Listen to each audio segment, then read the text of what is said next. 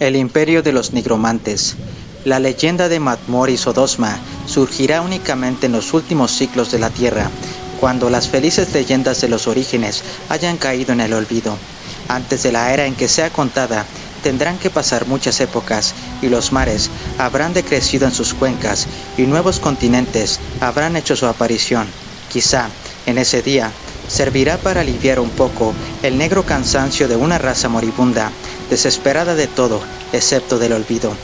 Yo relato la historia como los hombres la contaran en Sotik, el último continente, bajo un cielo moribundo y unos cielos tristes, donde las estrellas salen con terrible brillantez antes de la caída de la noche.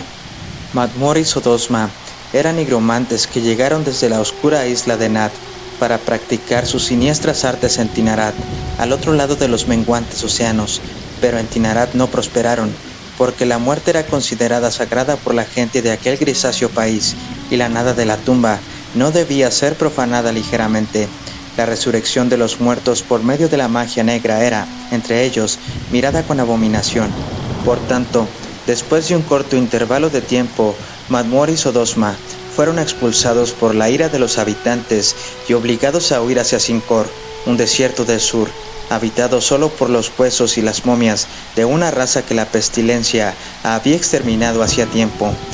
El país al que se dirigieron se extendía tétrico, leproso y ceniciento bajo el gigantesco sol color de brasa. Sus rocas desmoronadas y mortecinas soledades de arena hubiesen causado terror en los corazones de los hombres normales, y puesto que habían sido arrojados a aquel lugar estéril sin comida ni sustento, la situación de los hechiceros bien podría haber parecido desesperada. Pero sonriendo para sí, Sodosma y Madmor se adentraron resueltamente en Sincor, con el aire de unos conquistadores que se acercasen a un reino esperado por largo tiempo.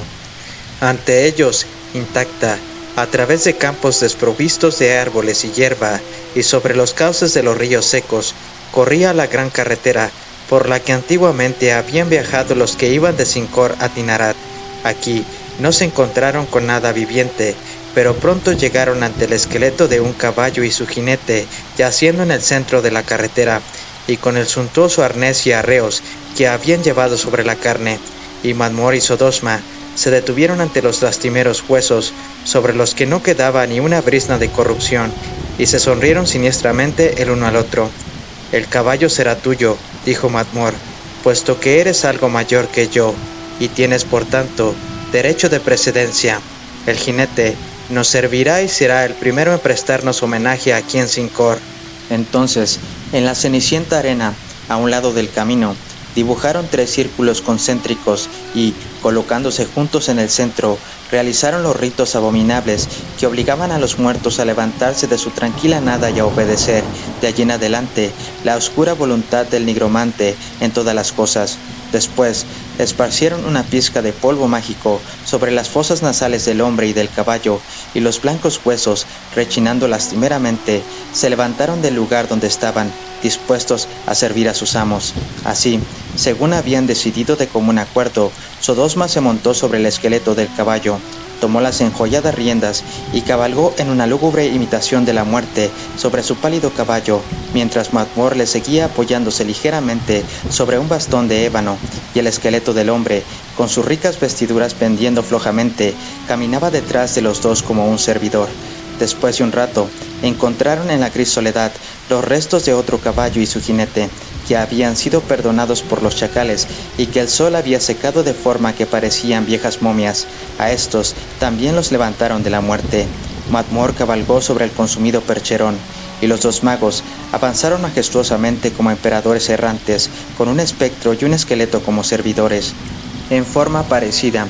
resucitaron otros huesos y restos de hombres y bestias que encontraron, de forma que fueron reuniendo una escolta cada vez más numerosa en su avance hacia Sincor. A lo largo del camino, cuando se aproximaban a Yeti-Reón, que había sido la capital, encontraron numerosas tumbas y necrópolis, intactas todavía después de tantos siglos y conteniendo enfajadas momias que apenas se habían consumido. Resucitaron a todos y los llamaron de la noche del sepulcro para que hiciesen su voluntad. A algunos les mandaron sembrar y arar los campos desiertos y subir agua de los hundidos pozos. A otros les emplearon en diferentes tareas, semejantes a las que habían desempeñado durante su vida. El silencio de siglos se vio roto por el ruido y el tumulto de una miríada de actividades, y los flacos cadáveres de los tejedores utilizaron las lanzaderas, y los de los labradores seguían los surcos detrás de las carroñas de los bueyes. Cansados por aquel extraño viaje y de tanto repetir los conjuros, Madmor y Sodosma vieron por fin ante ellos, desde una colina en el desierto, las orgullosas torres y las hermosas y bien conservadas cúpulas de Yetli-Reom, sobre el fondo del luminoso atardecer del color de la sangre escarlata. «Es un buen país», dijo Madmor, «y nos lo repartiremos entre tú y yo. Nos convertiremos en amos de todos sus muertos, y mañana seremos coronados emperadores de Yetli-Reom». «Sea», replicó Sodosma, «porque no hay nadie aquí vivo para pelearse con nosotros, y aquellos que hemos llamado de la tumba únicamente se moverán y respirarán según nuestra voluntad, sin poder rebelarse contra nosotros». Así, en el atardecer de un rojo sangriento que se espesaba derivando al púrpura, entraron en Yetli-Reom y cabalgaron entre las orgullosas mansiones sin luz, instalándose con su tétrica comitiva en el majestuoso y abandonado palacio donde la dinastía de los emperadores de Nimbot había reinado durante 2000 años y dominado sobre Sincor. En los dorados salones cubiertos por el polvo, encendieron las vacías lámparas de Onís por medio de una artera magia y cenaron viandas reales, provenientes de años pasados, que evocaron de igual forma. Vinos antiguos e imperiales les eran servidos por las descarnadas manos de sus servidores en copas de adularia, y comieron, bebieron y descansaron en medio de una fantasmagórica pompa, dejando hasta el día siguiente la resurrección de aquellos que estaban muertos en Yetli-Reom. Se levantaron pronto, en la oscura aurora carmesí, de los opulentos lechos palaciegos donde habían dormido. Mucho quedaba por hacer. Por todas partes, en la olvidada ciudad, iban atareadamente de un lado para otro, lanzando sus conjuros sobre la gente que había muerto durante el último año de la peste y que quedara sin enterrar. Habiendo hecho esto, salieron de Yetli-Reom hacia otra ciudad de altas tumbas y poderosos mausoleos, donde yacían los emperadores y emperatrices de Nimbot y los más consecuentes ciudadanos y nobles de Sincor.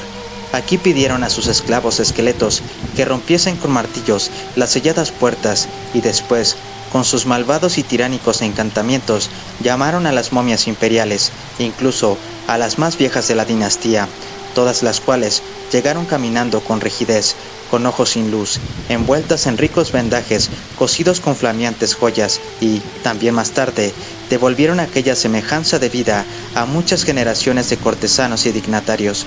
Formando una solemne comitiva, con rostros oscuros, orgullosos y vacíos, los emperadores y emperatrices muertos de Sincor juraron obediencia a Madmor y a Sodosma, y le siguieron como una recua de cautivos por las calles de Yetli-Reom. Después, en el inmenso salón del trono del palacio, los nigromantes se sentaron en el alto trono doble, donde se habían sentado con sus consortes los verdaderos gobernantes. Entre los emperadores reunidos, con atuendos funerales y magníficos, fueron investidos con la soberanía por las resecas manos de la momia de Gestaion, el primero en la línea de Nimbot, que había gobernado en épocas semimíticas. Después, todos los descendientes de Gestaion, que se apiñaban en la habitación en una gran multitud, aclamaron con voces monótonas, semejantes a ecos, el dominio de Madmor y Sodosma. De esta forma, los odiados nigromantes encontraron su imperio y un pueblo que les estaba sujeto en el país desolado y estéril, donde la gente de Tinarat les había arrojado para que perecieran, reinando supremos sobre todos los muertos de Sincor. En virtud de su maligna magia, ejercían un desvergonzado despotismo. De las partes más alejadas del reino, les era traído tributo por descarnados correos y cadáveres comidos por la peste, y altas momias que olían a bálsamos mortuorios iban de un lado para otro, cumpliendo sus mandatos en Yetli-Reom, o amontonaban ante sus ojos avariciosos las gemas de los tiempos antiguos, procedentes de cámaras inagotables y ennegrecidas por las telarañas. Los jardineros muertos hicieron que los jardines del palacio estallasen de nuevo en floraciones hacía tiempo olvidadas. Cadáveres y esqueletos trabajaban para ellos en las misas, o elevaban torres fantásticas y soberbias hacia el sol moribundo. mayordomos y príncipes de otro tiempo, le servían de coperos, y los instrumentos de cuerda eran tañidos para su deleite por las macilentas manos de emperatrices de dorado cabello que habían salido sin mácula de la noche de las tumbas. A las más hermosas, a las que la peste y los gusanos no habían estropeado demasiado, las tomaron como amantes y las obligaron a complacerles en su necrofílica lujuria.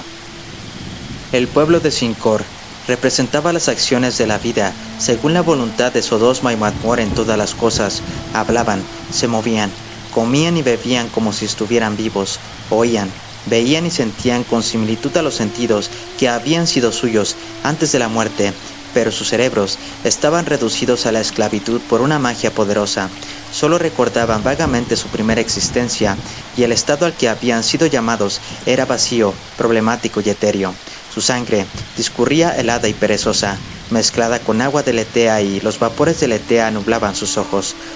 Obedecían embotados los mandatos de sus tiránicos señores, sin rebelarse ni protestar, pero sintiendo un vago e infinito cansancio tal como el que conocen los muertos que, habiendo bebido el sueño eterno, son una vez llamados a la amargura del ser mortal. No conocían pasiones, deseos ni placeres, únicamente el negro sopor de su despertar de Letea y un gris e incesante anhelo por volver a aquel sueño interrumpido. El último y más joven de los emperadores de Nimbot era Iyeiro, que murió durante el primer mes de la plaga y había descansado en su gigantesco mausoleo durante 200 años antes de la llegada de los nigromantes. Obligado con su gente y con sus padres a servir a los tiranos, Iyeiro reanudó el vacío de la existencia sin hacerse preguntas y no había sentido sorpresa. Aceptó su propia resurrección y la de sus antepasados, como se aceptan las indignidades y maravillas de un sueño. Sabía que había vuelto a un sol descolorido, a un mundo hueco y espectral, a un orden de cosas en los que su lugar era simplemente el de una sombra obediente, pero al principio solo le preocupaba, como a los demás, un vago cansancio y una indefinida necesidad del olvido perdido. Drogado por la magia de sus dueños y débil por la larga nulidad de la muerte, vio como un sonámbulo las enormidades a las que sus padres se veían sujetos. Sin embargo, en cierta forma, después de muchos días, una débil chispa saltó en su mente, empapada por las sombras. Como algo perdido e irrecuperable, detrás de golfos prodigiosos, recordó la pompa de su reino en Yetli-Reón y el dorado orgullo y alegría que le habían caracterizado en su juventud. Al recordar esto, sintió un vago estremecimiento de protesta, un fantasmal resentimiento contra los magos que le habían traído esta calamitosa parodia de vida. Confusamente, comenzó a llorar su posición perdida y la lastimera situación de sus antepasados y su pueblo.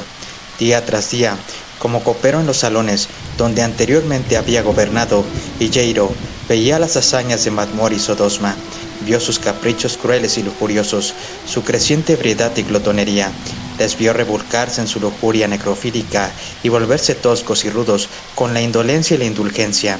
Descuidaron el estudio de su arte y se olvidaron de muchos de los conjuros,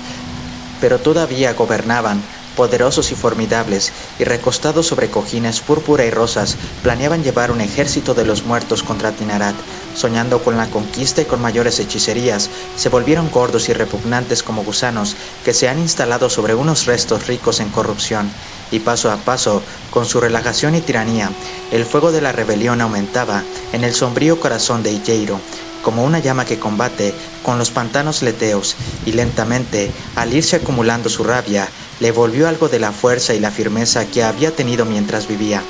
Viendo los vicios de los opresores y sabiendo el mal que habían hecho a los indefensos muertos, escuchó en su cerebro el clamor de voces ahogadas que pedían venganza. Iyeiro se movía silencioso por los salones palaciegos de Yetli-Reón entre sus antepasados, o permanecía esperando órdenes. Llenaba sus copas de onís con los vinos ambarinos que la magia traía de las colinas expuestas a un sol más joven. Se sometía a sus calumnias e insultos, y noche tras noche les veía cabecear ebrios hasta que caían dormidos, sonrojados y repletos, entre los restos de su esplendor.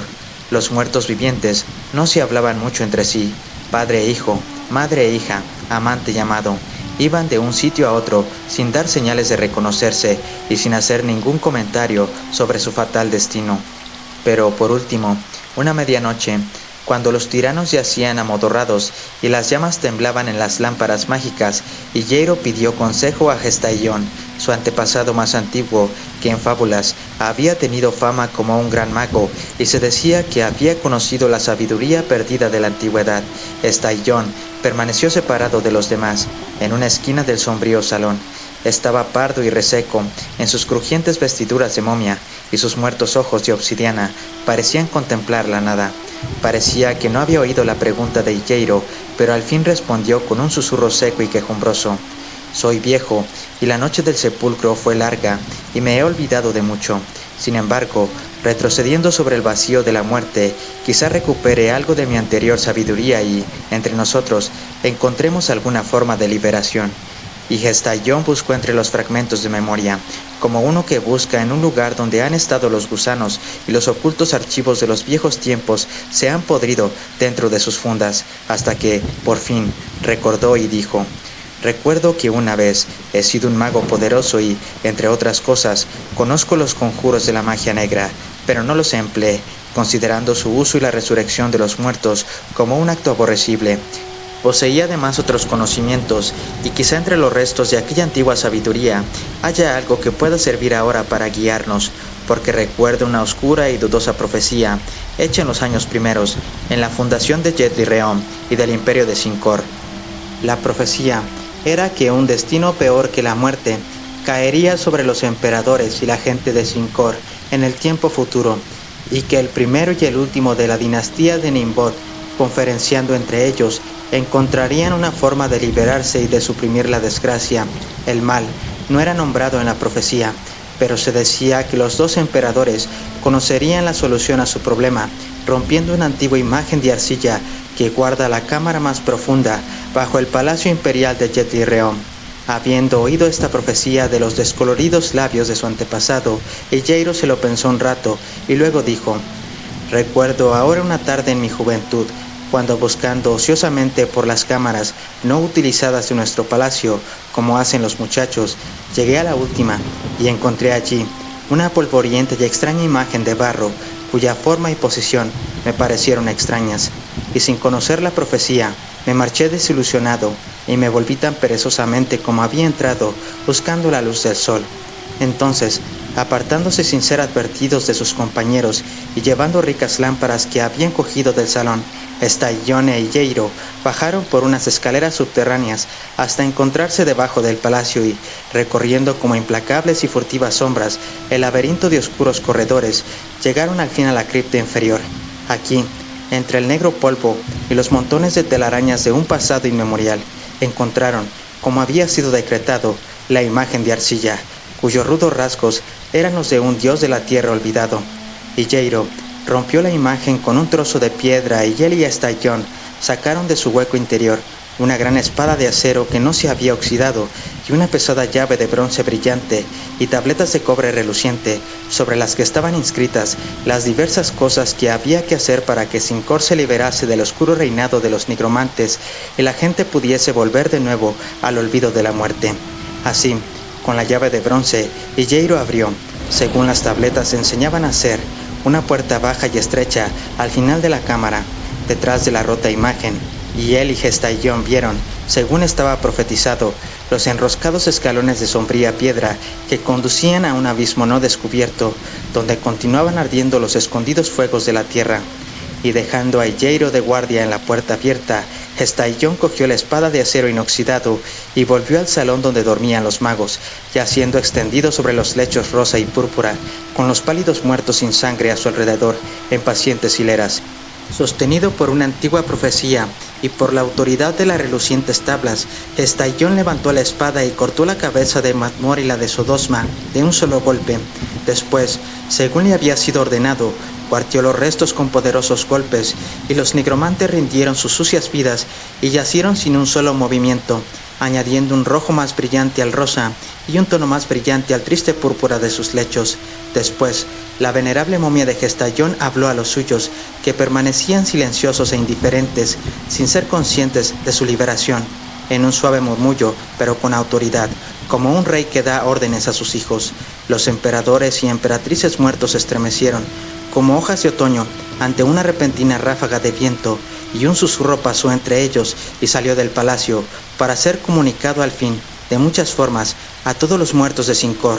Toda aquella noche y durante el día, oscuro como la sangre, que siguió a la luz de las temblorosas antorchas o del pálido sol, un interminable ejército de esqueletos comidos por la peste, de cadáveres destrozados, pasó en un torrente fantasmal por las calles de Yet-Li-Reon, a lo largo del salón del palacio, donde montaba guardia junto a los cuerpos de los magos.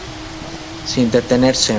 con ojos fijos y vagos, siguieron adelante como sombras, buscando las cámaras subterráneas debajo del palacio, atravesando la puerta abierta en la última cámara donde Jairo montaba guardia, y descendiendo después 1.000.000 de peldaños hasta llegar al borde de aquel precipicio donde hervían los interminables fuegos de la tierra. Allí, desde el borde, se lanzaron a una segunda muerte y a la limpia destrucción de las llamas sin fondo.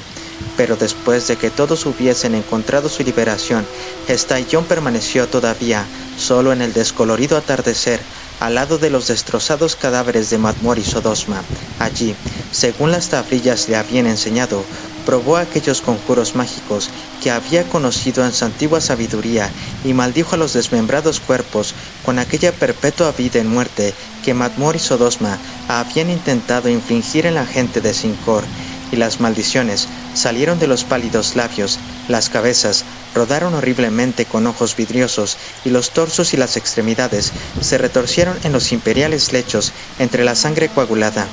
Después, sin mirar hacia atrás, sabiendo que todo se había hecho como estaba dispuesto y ordenado desde el principio, la momia de Gestallón abandonó a los magos a su destino y recorrió fatigadamente el oscuro laberinto de cámaras para reunirse con Igeiro.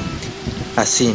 en un tranquilo silencio y sin decirse ni una palabra más, Igeiro y Gestallón entraron por la puerta abierta en la cámara, e Igeiro la cerró con la llave de bronce, y de allí, por las sinuosas escaleras, recorrieron el camino hasta el borde de las profundas llamas y se unieron con su pueblo y sus antepasados en la última y profunda nada.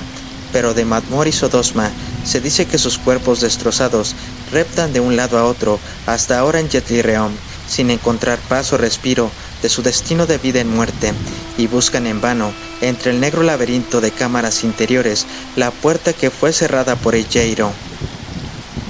Fin.